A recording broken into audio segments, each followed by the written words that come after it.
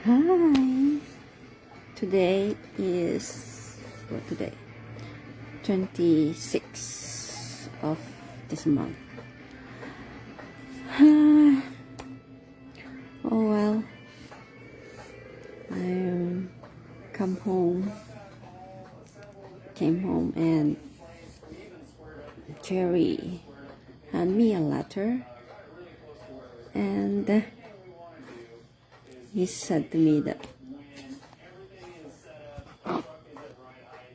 I have something for you. What is that? I said to him.